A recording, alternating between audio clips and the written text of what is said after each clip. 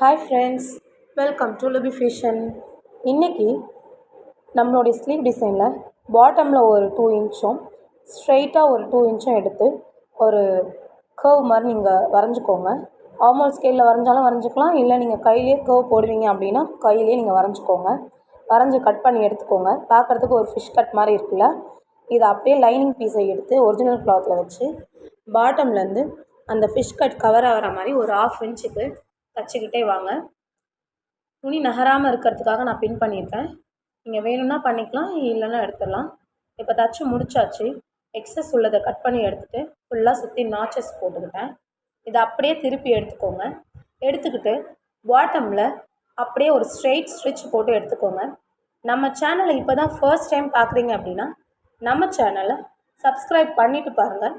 கூடவே இருக்க bell சிம்பிளையும் click பண்ணிக்கோங்க. அப்போ தான் நம்மளுடைய நோட்டிஃபிகேஷன் எல்லாம் உங்களுக்கு உடனுக்குடன் வரும்.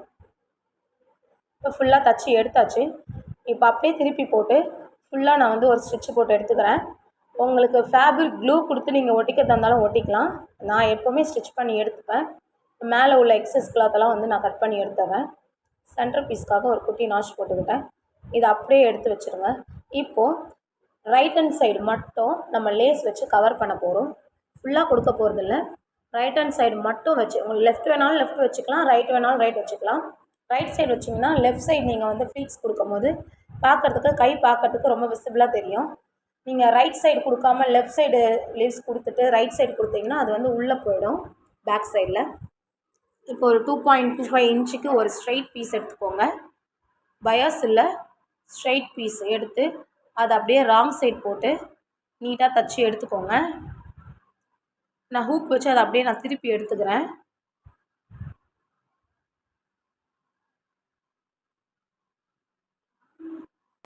இப்போ திருப்பி எடுத்தாச்சு. இப்போ இதை அப்படியே வச்சு ஃபுல்லாக நம்ம ஒரு 1/2 இன்ச்சுக்கு ஃப்ளீட்ஸ் மாதிரி கொடுத்து தான் தைக்க போகிறோம்.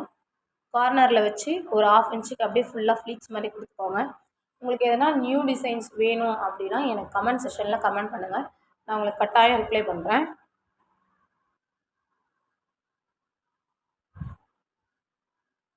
ஒரு ப்ளவுஸுக்கு தகுந்த மாதிரி நீங்கள் எடுத்துக்கலாம். என்னோடது எப்பவுமே 7 இன்ச்சு லென்த்து, 14 இன்ச்சு வித்து. அதனால் நான் இது ஒரு 25 இன்ச்சுக்கு நான் எடுத்திருக்கேன். அதை அப்படியே ஷார்ட் பண்ணிங்கன்னா ஒரு 12 அந்த மாதிரி வந்துடும்.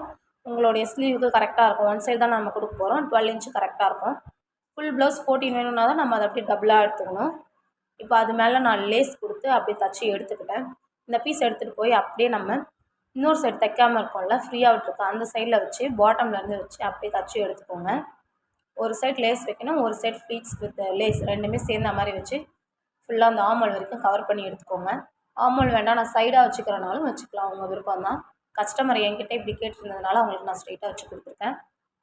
அவ்வளோதான், சூப்பரான ஸ்லீவ் டிசைன் ரெடி ஆகிடுச்சு. நீங்களும் கட்டாயம் ட்ரை பண்ணி பாருங்கள். இது சாரீ இதே மாதிரி ஃபுல்லாக ஹெவி ஒர்க்குன்றதுனால அவங்க எனக்கு ஃப்ளீட்ஸ் மட்டும் கொடுத்து ஃபினிஷ் பண்ணி கொடுங்க அப்படின்ற மாதிரி கேட்டிருந்தாங்க. அதனால் நம்ம ரெடி பண்ணி கொடுத்துருக்கோம். நம்ம சேனலை மறக்காமல் சப்ஸ்கிரைப் பண்ணுங்கள். இந்த வீடியோஸ் உங்களுக்கு பிடிச்சிருந்ததுன்னா உங்கள் ஃப்ரெண்ட்ஸ் அண்ட் ஃபேமிலிக்கு ஷேர் பண்ணுங்கள்.